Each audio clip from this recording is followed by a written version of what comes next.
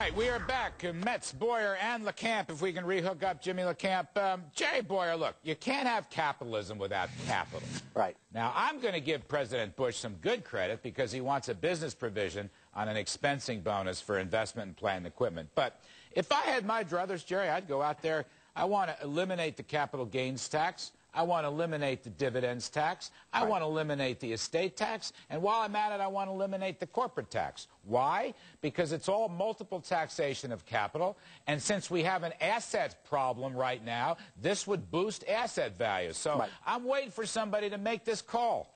Well, I agree. I think you should eliminate double and triple taxation, because it's unjust. And it would also be good for growth to get rid of those things. Realistically, I think we're going to, reinstate the Section 179 deduction and be able to expense capital goods again. I mean, if we're getting a little more ambitious, take the depreciation schedules out of the code, burn them.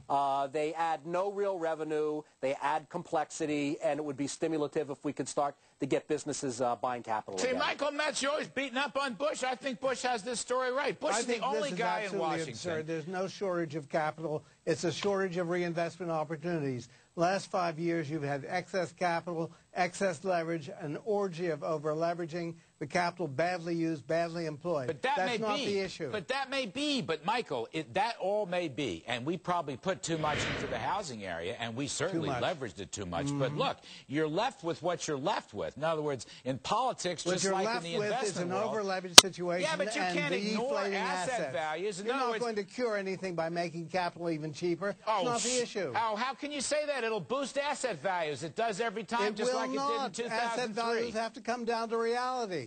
Do you think we can have capitalism without capital? You should be. That's what Obama's saying. This is ridiculous. Michael, can you name any time in American history when we cut capital taxes and asset values didn't go up? Never before in history have we had this degree of leverage and overvaluing of asset prices, whether it was private equity deals, commercial real estate, or housing. Making capital cheaper is not going to restore these values to realistic levels. You can't name any time in history when we dropped capital taxes and asset values didn't go up. Never before in history have we had to use $5 of debt or capital to create $1 of GDP. Yeah, by the way, I don't agree with that. It's such an over-leveraged situation. You don't cure it by making capital cheaper and encouraging even more speculation. Our asset to liability ratios aren't over-leveraged compared to other times. Well, I mean, if you're talking about a ratio of capitalization of stocks, it's true. The overall economy is the most leveraged it's ever been in history. But there's a difference between financial leverage and the capital structure. That's where I disagree with you, Michael. I think the capital structure and the asset structure always needs help. That's how we create new technologies. The more capital, the more productive, the higher real wages. We're going to have to postpone this debate for another time. I appreciate the disagreement. Michael Metz, Jerry Bowyer, thank you very much. Up next, my last word.